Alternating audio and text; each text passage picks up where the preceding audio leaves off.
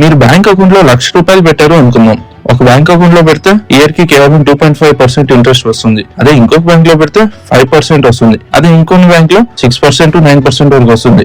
Same money same risk, కానీ double returns. మరెందుకు చాలా మంది ఇంకా లో ఇంట్రెస్ట్ సేవింగ్స్ అకౌంట్ లోనే మనీ మెయింటైన్ చేస్తున్నారు? ఈ వీడియోలో హై ఈల్డ్ సేవింగ్స్ అకౌంట్ అంటే ఏంటి, ఎవ్రీడే బ్యాంకింగ్ కి బెస్ట్ అకౌంట్ ఎలా సెలెక్ట్ చేయాలి, 2026 లో ఏమేమి అప్డేట్స్ వచ్చినాయి కంప్లీట్ గా ఎక్స్ప్లెయిన్ చేస్తాను.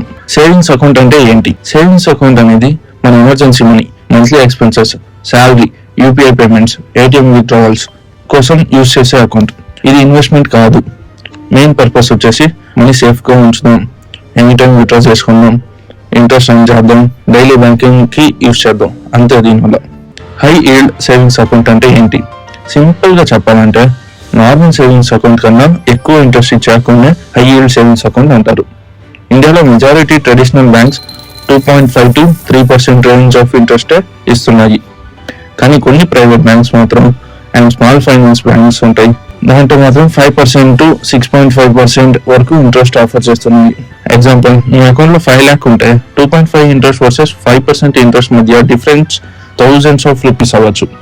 కాబట్టి సేవింగ్స్ అకౌంట్ సెలెక్ట్ చేసేటప్పుడు ఇంట్రెస్ట్ రేట్ కూడా ఇంపార్టెంట్. ఎవ్రీడే బ్యాంకింగ్ అంటే ఏంటి? ఇంట్రెస్ట్ ఒకటే చూడకండి, డైలీ యూజ్ లో అకౌంట్ ఈజీగా ఉండాలి.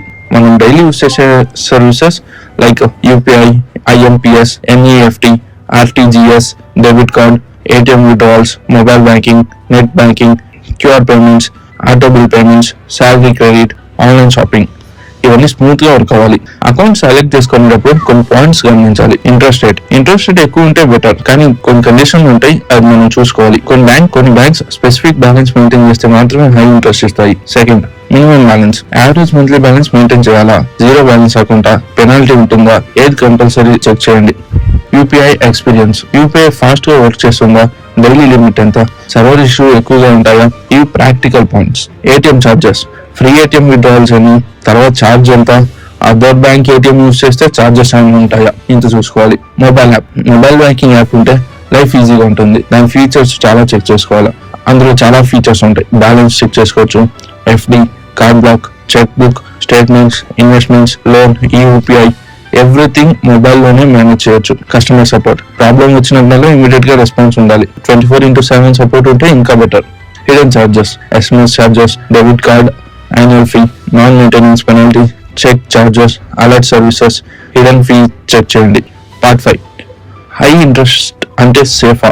చాలా మంది డౌట్, ఎక్కువ ఇంట్రెస్ట్ ఇస్తున్నారు అంటే సేఫా? ఇండియాలో షెడ్యూల్ బ్యాంక్స్ లో ఎలిజిబుల్ డిపాజిట్స్ కి DICGC ఇన్సూరెన్స్ 5 lakhs వరకు అవైలబుల్ ఉంటుంది. Principal and interest per depositor per bank, కాబట్టి బ్యాంక్ ఎలిజిబిలిటీని కూడా వెరిఫై చేయండి. Safety first, interest next.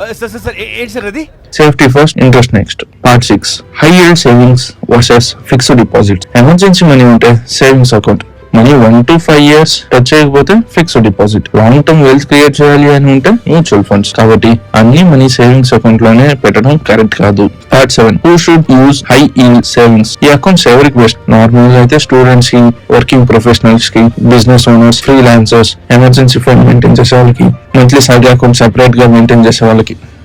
Part 8, common mistakes. చాలా మంది చేసే మిస్టేక్స్, లో ఇంట్రెస్ట్ అకౌంట్ ఇయర్స్ గా కంటిన్యూ చేస్తారు, చార్జెస్ చెక్ చేయకపోవడం, ఓన్లీ బ్రాండ్ నేమ్ చూసి అకౌంట్ ఓపెన్ చేయడం, మల్టిపుల్ అన్యూజ్డ్ అకౌంట్స్ మెయింటైన్ చేయడం, ఎమర్జెన్సీ ఫండ్ ని కరెంట్ అకౌంట్ లో పెట్టడం.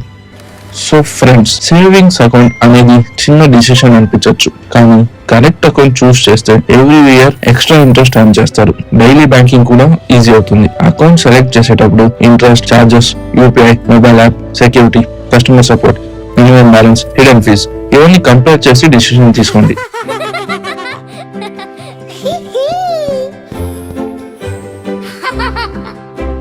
Deep dive